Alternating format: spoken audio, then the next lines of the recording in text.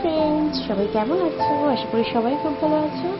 আজকে আমি একটা অন্যরকম ভিডিও নিয়ে তোমাদের সাথে শেয়ার করতে এলাম।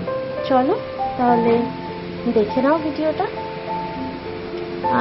সবার বাড়িতেই কম বেশি আইসক্রিমের কৌটো এই গরম যা পড়েছে তাতে তো এসেইছে। তো সেইগুলো ফেলে না দিয়ে সেইগুলোকে দিয়ে একটা জুয়েলারি বক্স তৈরি করে নেওয়া যাক। দেখো আমি কিভাবে তৈরি করেছি। ঘরে ছিল আমার হাজব্যান্ডের সব রং, সেইগুলো নিয়ে আমি একা একা করেছি। প্রথমে আমি আগে একটা সাদা রং করে নিয়েছি পুরোটাতে, তারপর একটা স্পঞ্জ দিয়ে ইয়েলো কালারটাকে ভালো করে স্প্রেড করে নিয়েছি যাতে কালারটা খুব সুন্দর আসে। দেখতেই পাচ্ছ কি সুন্দর হয়েছে। তারপর আমি বক্সটাতে করে নেব সেম ভাবে।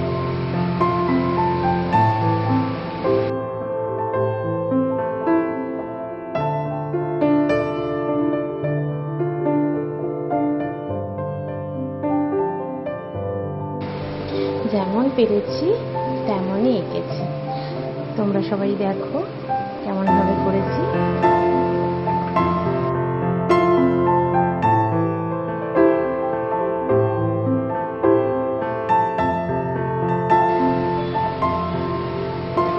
আমার হাজব্যান্ড যেহেতু একজন আর্টিস্ট মানুষ, ওর কাছে তুলি খুব প্রিয় একটা জিনিস, আর তুলি খুব যত্ন করে।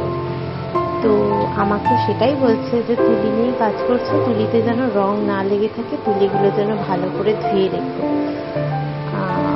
ও আমাকে সব কাজেই অ্যাপ্রিসিয়েট করে, মানে কোনো কাজেই আমাকে বলে না যে তুমি পারবে না, কি তুমি এই করবে না, তোমার এরকম বলে না।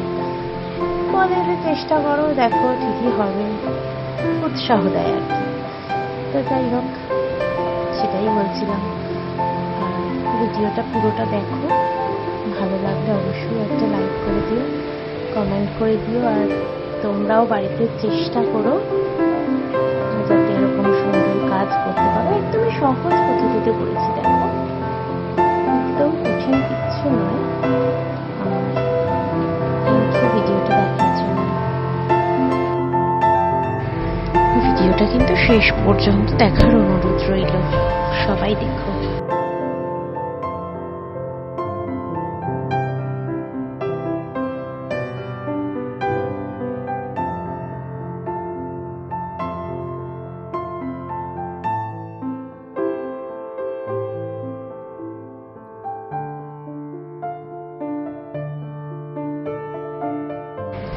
এখানে না নীল রঙের ফুলটা আমার ঠিক পছন্দ হচ্ছে না, আমি নীলটার উপরে আবার লাল করে দিতে চাই। তাই জন্য আমি লাল করে দিয়েছি।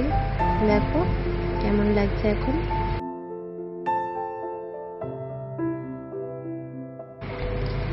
আমার জুয়েলারি বক্স রেডি। কেমন হয়েছে অবশ্যই কমেন্ট করে জানিও, আর লাইক কমেন্ট শেয়ার করতে ভুলো না।